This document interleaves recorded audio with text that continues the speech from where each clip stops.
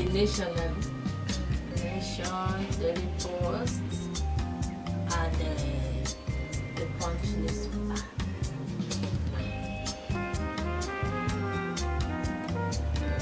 Hallelujah.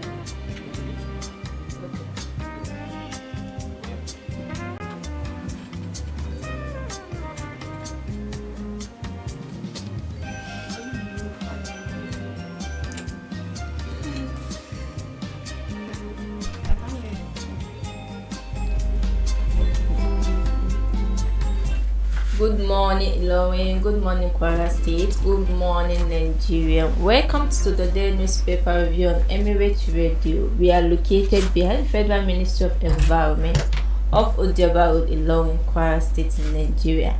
I'm Misturah Issa. I'm with me. I am Latifah Ibrahim-Arowona. Good morning, world. How was your weekend? Hope it was restful. And welcome to today's newspaper review on REVEIW. Come with us on this beautiful morning.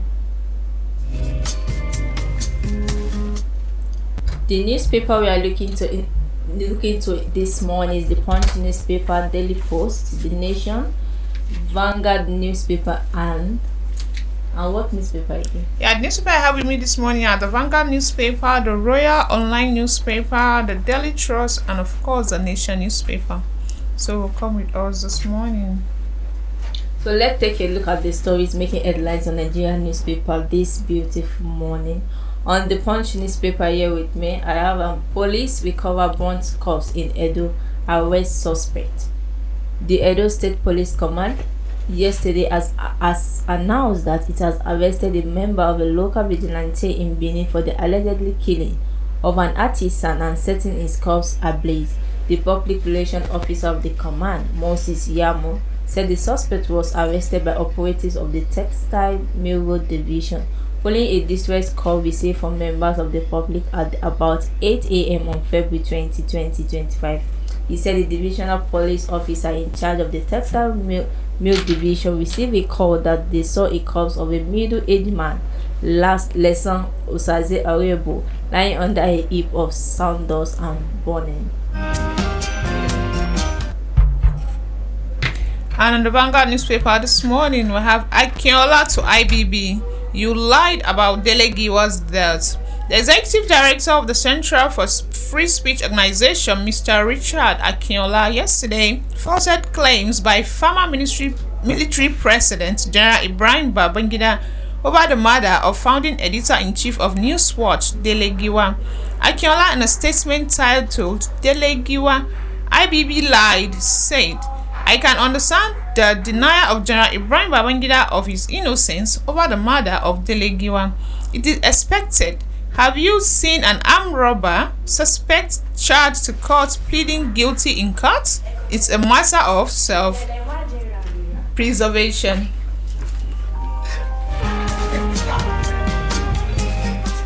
And on Daily Post, IBB on what triggers civil war.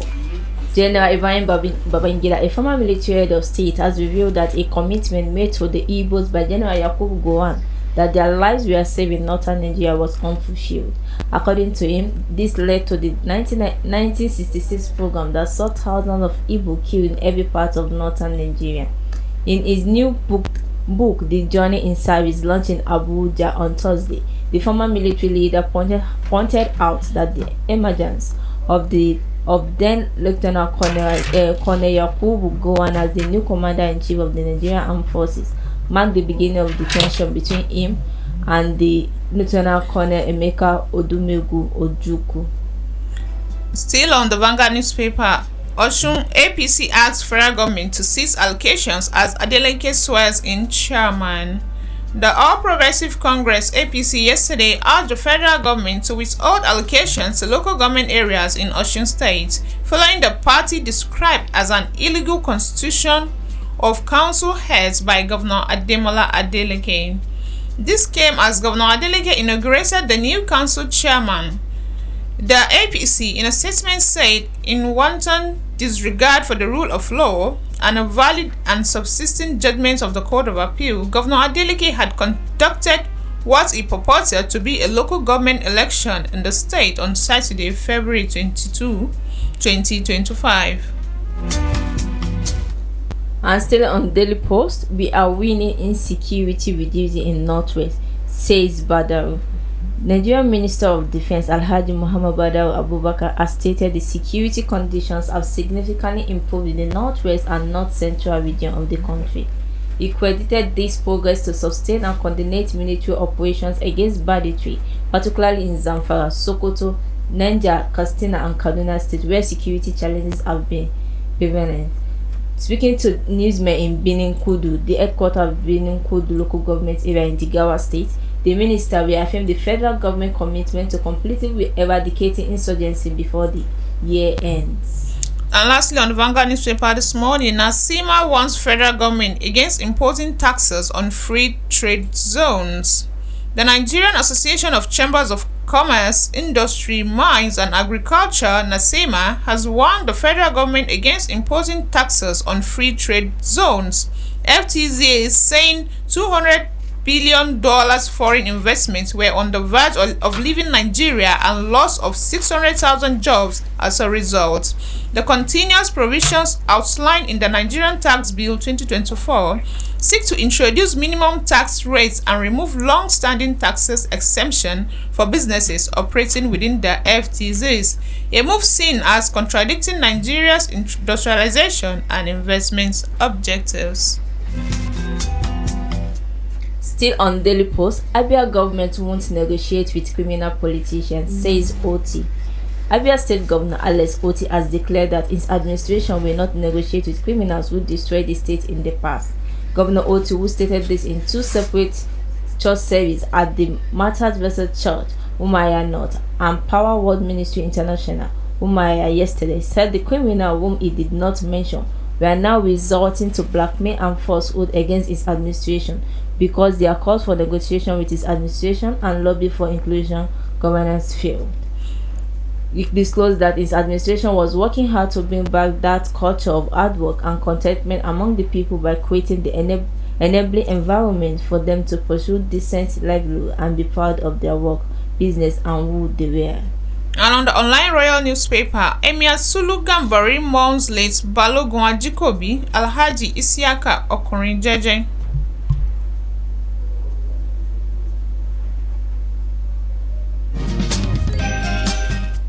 The Emir, in a condolence message issued by his spokesman Malam Abdulaziz Arowona, said, Inna lillahi wa inna ilayhi raji'un. Today, Sunday, 23rd February 2025, I received the news of the demise of Alhaji Isiaka Okunrin Jeje, a very loyal and committed traditional chief and one of the king's makers in the Ilorin Emirate. According to the statement, the passing of Balogun Ajikobi is a tremendous loss and his legacy will be deeply missed. He was truly a complete gentleman who gives his all to the advancement of the Ilorin Emirates, Balogun Ajikobi dynasty and humanity at large. Alhaji Sulu Gambari, however, sent his condolences to the family members of the deceased, both immediate and extended, saying, may the entire Ajikobi family be comforted during this difficult time.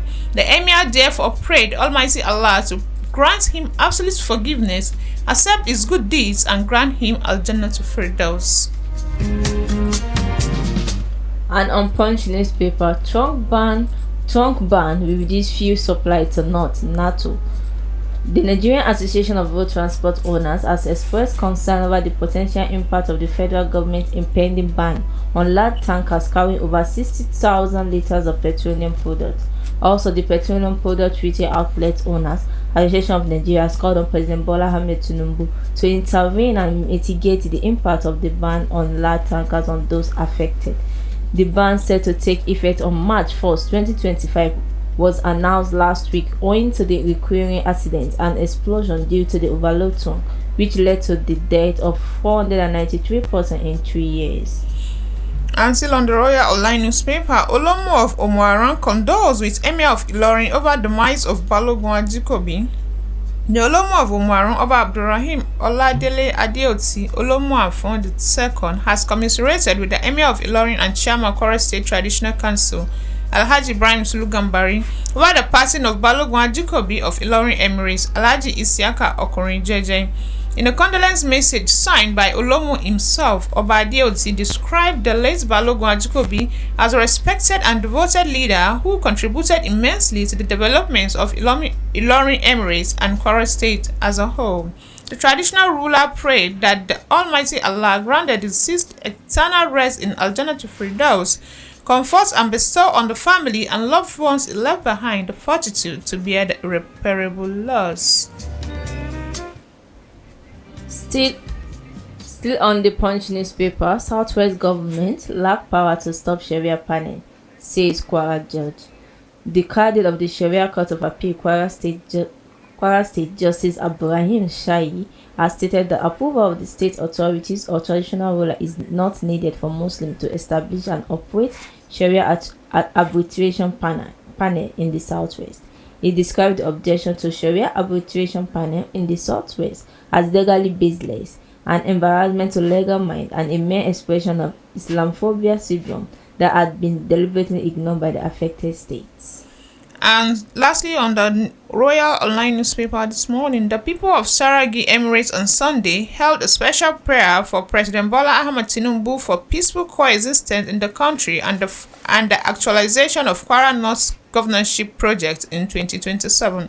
The prayer was led by the Chief Imam of Saragi, Alhaji Mahmoud Ibrahim, at the instance of the paramount ruler of Saragi Emirates, His Royal Highness Alhaji Aliyu Abdullahi Kwatwa, at his palace. The prayers also committed the administration of Governor Abdurrahman Abdurrazak for Almighty Allah's support and guidance.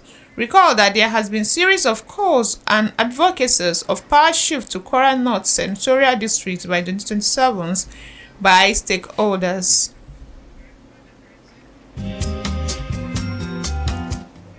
Still on Punch newspaper, Tinubu against Akande Oshoba orders on peace mission. As part of last-minute effort to resolve the crisis rocking the Lagos State House of Assembly, President Bola Ahmed Tinubu has drafted big wins in the All Progressive Congress to wade into the matter. Newsmail reports that Governor Babajide Sanwo-Olu of Lagos State, former Governor of Osun and Ogun and Lagos, namely Chief BC Akande, Chief Olusegun Osoba and Akiwumi Ambode, respectively, we are at the Governor's Lodge in Marina, Lagos for a marathon meeting yesterday. All members of the Lagos Governors Advisory Council, the present Lagos Chairman of the APC, Cornelius Ojelabi, and the former State Chairman of the party, Tunde Balogun, were also at the meeting. The newsman confirmed that as of yesterday evening, the meeting was still holding. And on the Nation newspaper this morning, 80 deaths from Lassa fever recorded in 11 states, says NCDC. The Nigerian Center for Disease Control and Prevention, NCDC, has reported 80 deaths from 413 confirmed Lassa fever cases across 11 states during epidemiological week 6 February 3rd to 9, 2025. The NCDC announced this on its official website. The Federal Disease Control Agency said the case fatality rate had risen to 19.4%, up from 17.5% in the same period in 2024. The latest Lassa fever situation report revealed that 73% of confirmed cases came from Ondo, Edo, and Bauchi states, with Ondo leading at 34%, followed by Edo with 21% and Bauchi with 18%. It says a total of 63 local government areas in the 11 states recorded confirmed cases of the disease. And on Daily Post, Osun APC attack Makinde reject advice.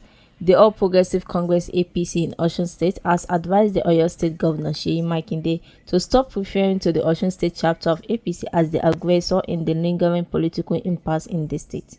This comes as Osun APC alleged that the attack by hoodlums from the People's Democratic Party (PDP) across the state have claimed the lives of 10 people.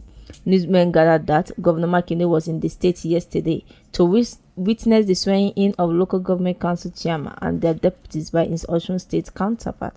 During the event, Governor Makinde advised Osun APC to avoid a repeat of history and not to turn the state into a wide Red West.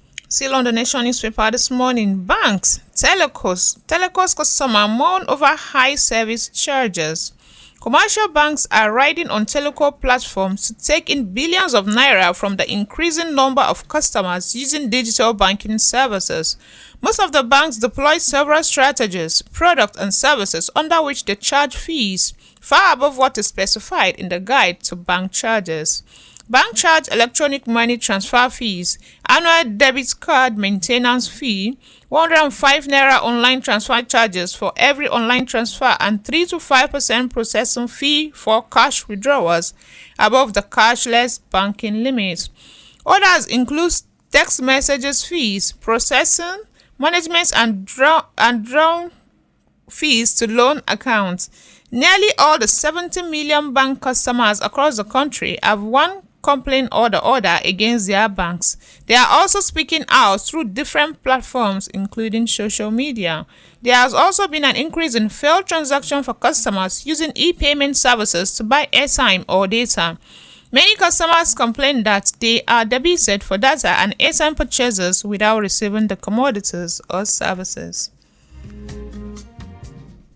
And on Punch newspaper, Sokoto seek military help to resettle displaced farmers.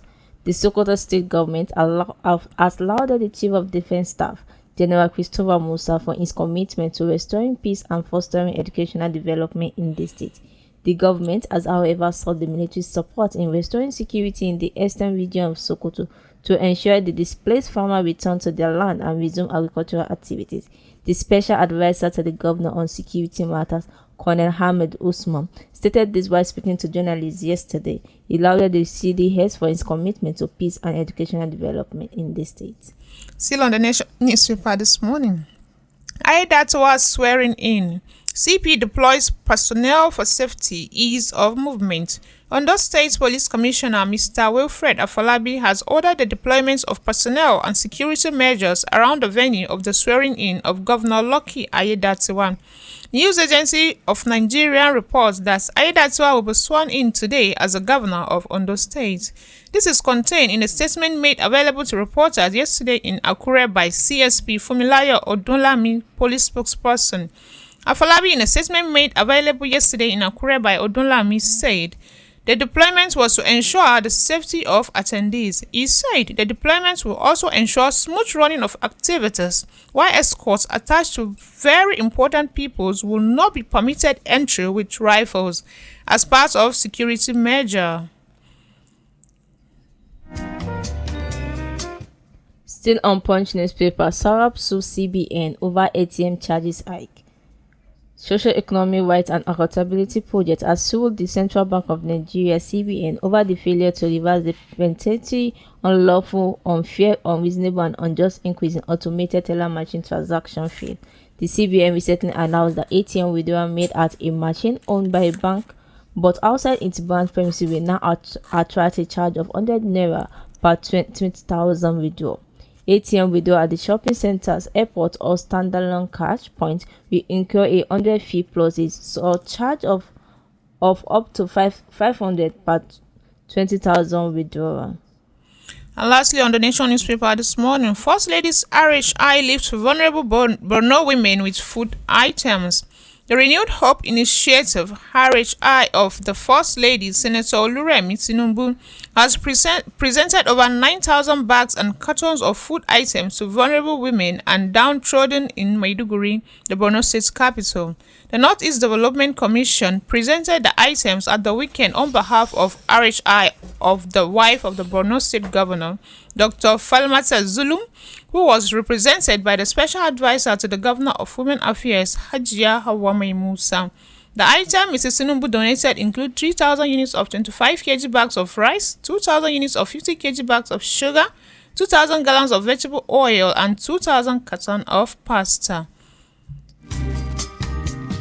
Still on Punch, National Assembly engaged caucus leader as hearing begins. After weeks of uncertainty, the Senate will today commence a public hearing on tax reform bill. On Tuesday, the House of Representatives will open its door for stakeholders' input on the controversial bills, which sparked intense debate during plenary 2 weeks ago before their eventual passage for the second reading. The chairman of the Senate Committee on Finance, Senator Sani Musa, disclosed the Red Chamber readiness to commence the exercise, saying we all have agreed that we are starting the public hearing on February 24 and 25. And on the Daily Trust newspaper this morning, we have over 600 billion naira worth of petrol in store, says Dangote. President of Dangote Industry Limited, Aliko Dangote, has revealed that Dangote Petroleum Refinery has enough premium motor spirit, otherwise known as petrol, in storage to sufficiently meet the local needs of Nigeria. Speaking at the weekend, Dangote disclosed that the oil refinery has more than 500 million liters of petroleum and over 600 billion naira worth of products in its tanks. This is just as the Zambia government has expressed strong interest in partnering with the refinery to address its energy needs and enhance fuel supply in the country. Speaking after a tour of the refinery complex by a Zambian government delegation led by the country's Minister of Energy, Mr. Mazako Jikote, Dangote stated that the refinery projects, like other projects in the past, is not for Nigerian alone. Still on Punch, federal government raises concern over speeding on Third Mainland Bridge. The federal government has expressed concern above excessive speed by motorists on the newly rehabilitated Third Mainland Bridge in Lagos State. The Minister of Works, David Umahi, expressed the concern in Lagos at a stakeholder engagement on the Phase 1 and Phase 2 of the Lagos-Calabar Coastal Highway project. He spoke on ongoing rehabilitation efforts on key bridges in Lagos State, specifically Third Mainland Bridge, Carter Bridge and Eko Bridge.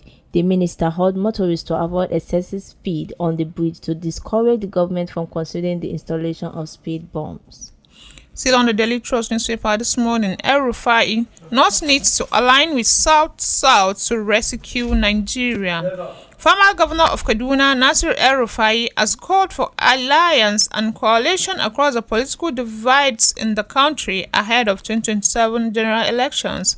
He made the call during a condolence visit to the family of late elder statesman and Niger Delta advocate Edwin Clark.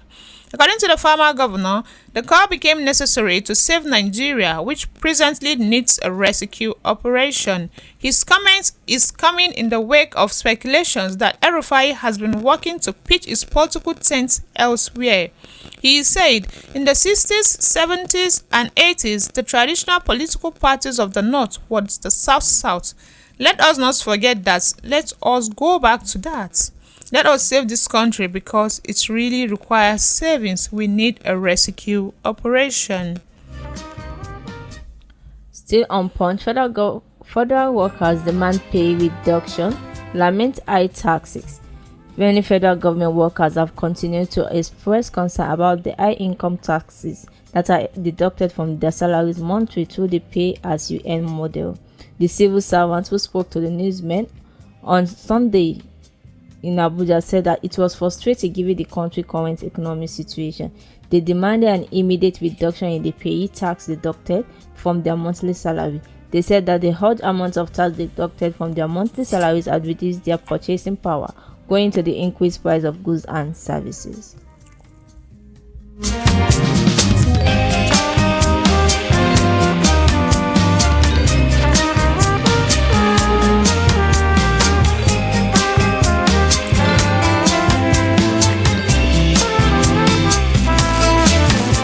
And on Vanguard, LLC to IMF, World Bank, stop leading the uncountable leaders.